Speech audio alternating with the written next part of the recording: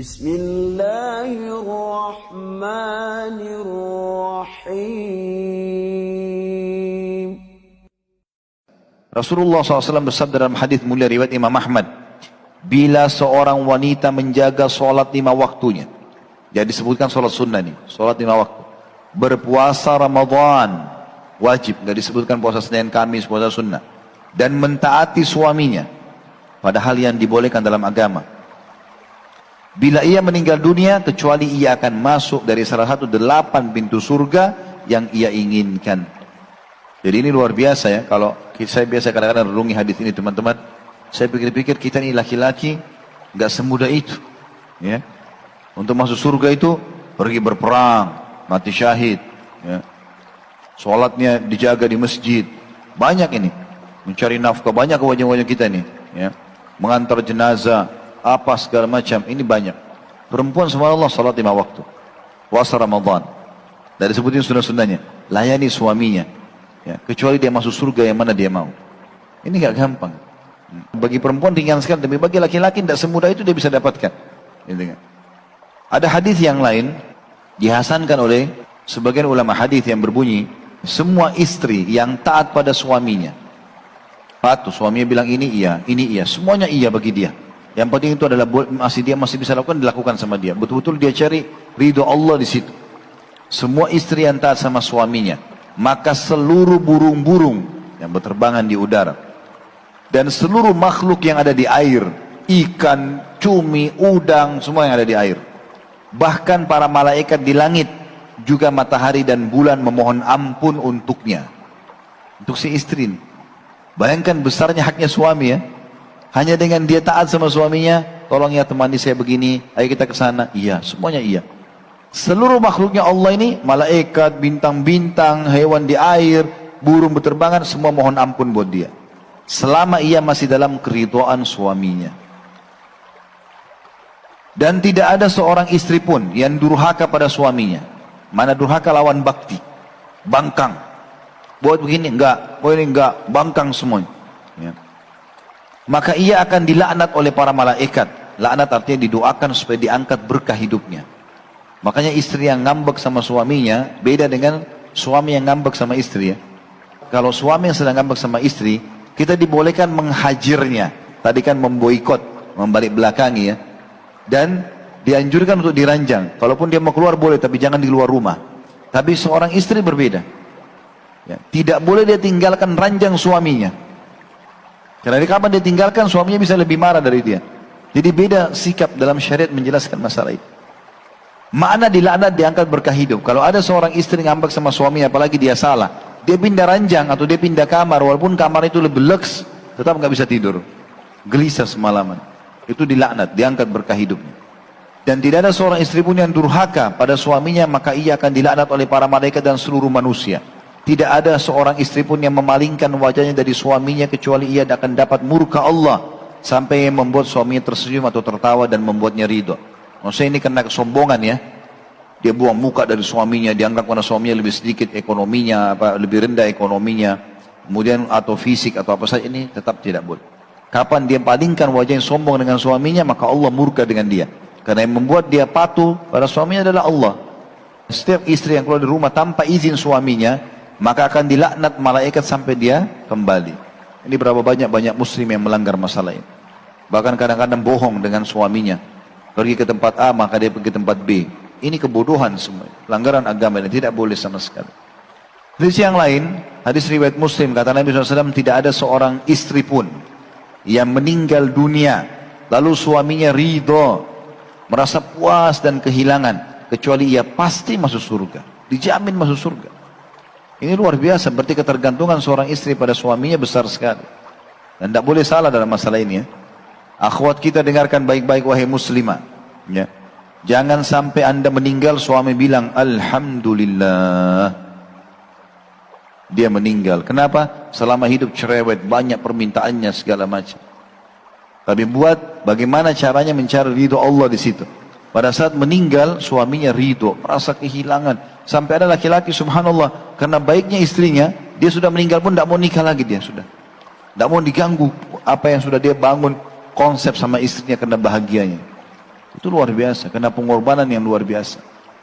Ini jaminan surga ini, bukan main-main. Sampai kata Nabi SAW waktu menjelaskan masalah jihad, ya, perang laki-laki harus menghadapi musuh, tumpah darah, bisa dipotong tangannya segala macam. Kata Nabi SAW, ala inna sil'atallahi ghal, ala inna sil'atallahi jannah. Ketahuilah, barang dagangannya Allah balasannya mahal. Barang dagangannya Allah adalah surga. Mahal itu, dapat surga susah gitu kan, harus beribadah segala macam patuh. Tapi perempuan subhanallah, mati suaminya ridho masuk surga. Tentu di sini teman-teman, janji-janji seperti ini harus dihubungkan dengan hukum-hukum syar'i ya. Jangan lagi nanti ada yang kasih pertanyaan, Ustaz, dia meninggal suaminya ridho tapi gak pernah sholat, ya masuk neraka lah. Sama dengan orang ambil hadis, ya misalnya hadis bunyi, siapapun yang menjaga 4 rakaat sebelum duhur, 4 rakaat sudah duhur, Allah akan haramkan baginya api neraka. Kalau ada orang bilang, iya deh saya sholat qabliyah sama ba'diyah tapi nggak sholat duhurnya, sama juga bohong gitu kan, masuk neraka juga ya. Atau dia dalam keadaan kufur, tidak berlaku, karena janji-janji Allah berlaku kalau disinkronkan dengan janji-janji yang lain atau perintah yang lain ya. Jadi nggak boleh ada indikasi yang menahan itu. Dalam riwayat yang lain, riwayat Imam Bukhari, kata Nabi SAW kepada para sahabat laki-laki, sesungguhnya mayoritas penghuni neraka adalah wanita. Kata para sahabat laki-laki, kenapa ya Rasulullah? Kata Nabi SAW, mereka kufur. Kata para sahabat, kufurkah mereka kepada Allah? Kata Nabi SAW, bukan. Mereka kufur atau memungkiri kebaikan suaminya.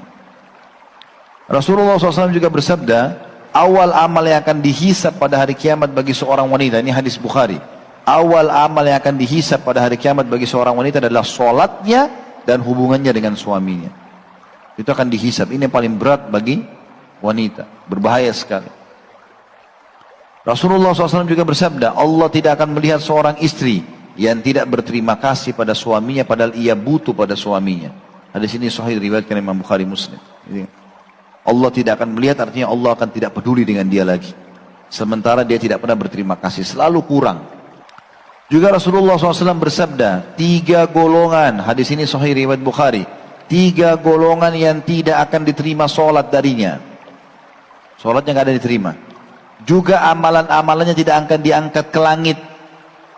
Nggak ada yang dilaporkan kepada Allah, amal sunnah atau amal wajib. Yang pertama adalah seorang budak yang lari dari tuannya sampai ia kembali. Budak ya, yang diberi dari pasar perbudakan, sekarang alhamdulillah tidak ada. Tapi kalau ada, terjadi karena orang diperbudakkan, diperjualbelikan segala macam, lalu kemudian diperjualbelikan, lalu kita tebus beli, maka ada perbudakan. Mereka bisa dipekerjakan. Kalau ada yang lari dari tuannya, maka itu tidak akan diterima amalnya. Yang kedua, saksi bahasan kita adalah istri yang suaminya marah padanya sampai suami itu ridho padanya. Ini bahaya sekali, hati-hati wahai muslimah, jangan anggap remeh masalah ini. Istri yang suaminya marah padanya sampai suami itu ridho padanya. Dan yang ketiga, orang mabuk sampai ia sadar. Hadis yang lain, bibi dari sahabat yang mulia Husain bin Muhsin radhiyallahu anhu majma'in mengeluhkan tentang suaminya. Pernah datang di hadapan Aisyah lalu mengatakan, suami saya begini, suami saya begitu, keluhan semua isinya. Nabi SAW masuk rumah dengar, gitu kan? Lalu Nabi SAW mengatakan pada wanita ini, hati-hatilah, karena suamimu itu surgamu atau nerakamu. Hati-hati, bahaya sekali dia. Karena dia bahkan mengalahkan kedudukan ayah. Tentu di sini teman-teman kita sebagai laki-laki, bukan hadis-hadis ini membuat kita otoriter ya. Saya sudah bilang tadi, kita pemimpin. Justru kita naungin dia, kita sayangi dia, kita berikan perhatian, nasihati. Tadi sudah ada tahapan, nasihati, kalau tidak mau dihajar, kalau tidak mau berada pukulan, itu pun tidak boleh berbekas.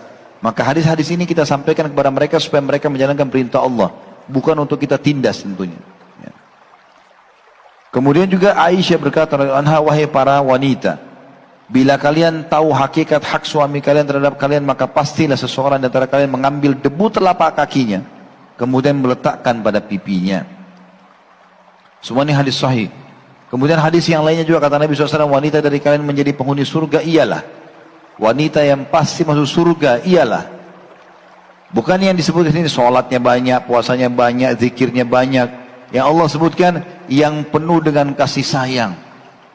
Bagaimana sih kasih sayangnya istri itu yang dimaksudkan di sini sampai bisa masuk surga dia? Kata Nabi SAW, yang bila ia disakiti, suaminya yang berbuat menyakiti dia, atau dia menyakiti suaminya. Jadi Nabi SAW sebutkan itu, wanita ahli surga ialah wanita yang penuh dengan kasih dan sayang. Bagaimana cirinya? Disebutkan, ialah yang wanita yang kalau dia disakiti atau menyakiti suaminya, ia yang mendatangi suaminya dan ia meletakkan tangannya di atas tangan suaminya sambil berkata, sesungguhnya aku tidak bisa tidur sampai engkau ridho kepadaku. Dan di sini perlu dikasih akhwat sekalian ingat, mendatangi suami, memegang tangannya, mencari ridhonya, itu ibadah. Ibadah. Dan subhanallah kita laki-laki di sini teman-teman. Coba bahasakan kita sebagai semua sama, seorang laki-laki. Kalau kita lagi buat salah misalnya, lalu istri kita datang memegang tangan kita. Maaf ya, kalau saya salah maafin. Kira-kira bagaimana tuh? Kalau saya pribadi, kalau saya lagi salah misal, istri saya bilang begitu, maka saya akan akui enggak. Saya yang salah, bukan kamu. Benar enggak? Jadi kalau istri datang teman-teman ke suami, ini akhwat kita juga bisa dengar. Semua muslim ikuti ceramah ini bisa dengar. Kami laki-laki kalau kami lagi buat salah, jangankan kalau kita lagi benar, kita lagi buat salah saja, kemudian datang istri memegang tangan mengatakan kalau saya salah maafin ya. Kira-kira kita seperti apa? Kita malu sama dia. Kita akan mengatakan tidak, saya yang salah. Ini hikmah syar'inya ini. Kenapa istri yang disuruh datang? Kalaupun dia sampai disakiti. Karena laki-laki, kami ini kaum laki-laki, wahai muslimah dengarkanlah. Allah ciptakan kami ini memang untuk di luar rumah. Kita nih laki-laki di sini teman-teman tidak butuh sunblock. Kalau di muka itu nggak perlu. Kita nggak butuh hand body, nggak perlu. Kulit kita ini kulit matahari untuk luar. Kita ngantor jenazah, sholat berjemaah di masjid, jihad. Laki-laki semua di luar. Kena hujan, kena panas biasa. Perempuan Allah kasih beda. Hamil, menyusui, suaranya juga lembut untuk di rumah, beda. Orang laki-laki ini karena dia tugasnya di luar, sifat defense-nya kuat sekali. Kita ini sifat pertahanan kita laki-laki ini kuat sekali. Kapan dia diserang melawan. Biasa begitu kalau orang bertahan. Kalaupun salah, istrinya bilang kamu salah, dia aja melawan. Allah berikan cara, wahai muslimah, mau suamimu supaya mengaku kesalahan apa? Gunakan kelembutanmu itu. Air mata, selembutan, suaminya tunduk nanti. Maksudnya tunduk sini ada? Ya mungkin saya yang salah. Sebab laki-laki nggak bisa dihadapin dengan kekerasan. Kapan laki-laki dihadapin dengan kekerasan? Dia pecahin piring satu, suaminya pecahin satu rak. Ya, dia banting pintu sekali, suaminya robohin pintu. Bahaya. Itu bukan lawan, wahai muslimah. Salah. Hadapi dengan cara yang benar. Karena laki-laki sifat defense-nya kuat. Hadis ini mulia sekali, subhanallah. Saya ulangi. Wanita ahli surga ialah wanita yang penuh dengan kasih dan sayang. Ya. Kalau apa cirinya? Kalau dia disakiti atau dia menyakiti, maka dia akan datang ke suaminya, memegang tangannya, lalu mengatakan, saya tidak bisa tidur sampai kau ridho kepada saya. Seperti dia minta maaf. Maka ini cara yang luar biasa menghadapi kaum laki-laki. Gitu kan? Cuma sayang, siapa di antara muslim yang mau memahami masalah ini? Semoga saja pertemuan ini Allah ikhlaskan dan bisa memperbaiki tatanan masyarakat kita dan juga rumah tangga kaum muslimin. Karena ini tuntunan syariat teman-teman. Ini saya datang sini bukan berdongeng. Ini syariat, ini dalil-dalil syar'i. Ilmu untuk didapatkan dan diamalkan. Fahami masalah itu teman-teman. Kita bukan meramaikan majlis loh. Fahami, renungi dalil-dalil dan terapkan. Ini panduan hidup, ini bukan main-main.